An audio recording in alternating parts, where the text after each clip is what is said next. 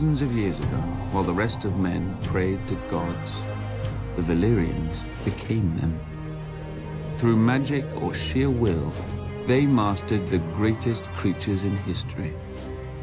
A horse grants man dominion over the land, a ship over the sea. But dragons gave us the sky, and everything and everyone beneath it. At its height, my ancestors ruled the known world. Whatever parts we didn't weren't worth knowing. Our capital of Valyria shamed the magnificent cities of the East, for hammers and chisels were no match for dragon fire and sorcery.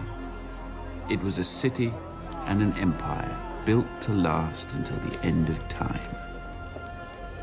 It didn't. 400 years ago, the doom fell on Valyria.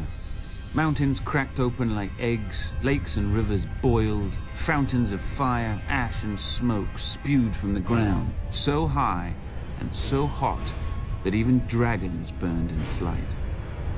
The land splintered, and the angry sea rushed in. In hours, the greatest city in history became history. But my ancestors didn't burn or drown with the rest of their race. 12 years before the doom, despite the sneers of his rivals, Aenar Targaryen abandoned the capital with his family. Legends claim that his daughter foresaw the destruction of the city in a dream. More likely, Aenar met with some mishap at court and chose exile over execution. He and House Targaryen slinked away to a dreary, remote, god-forsaken island.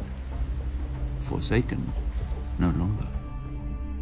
With arts now lost to the world, we transformed a tiny outpost into Dragonstone, a fortress fit for the last dragon lords.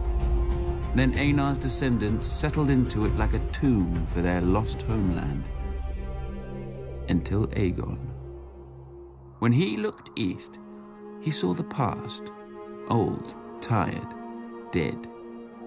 But when he looked west, he saw the future.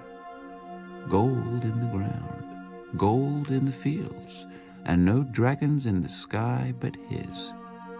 He and his sisters, Rhaenys and Visenya, flew over the great continent, ostensibly visitors to a strange land.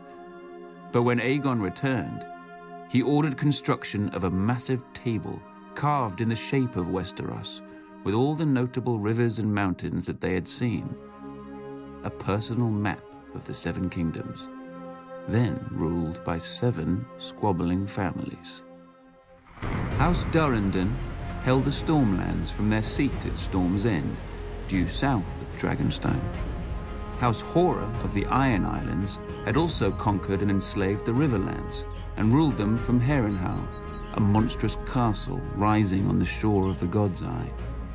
House Stark held the frozen wasteland of the north, the oldest, largest, and emptiest of the kingdoms.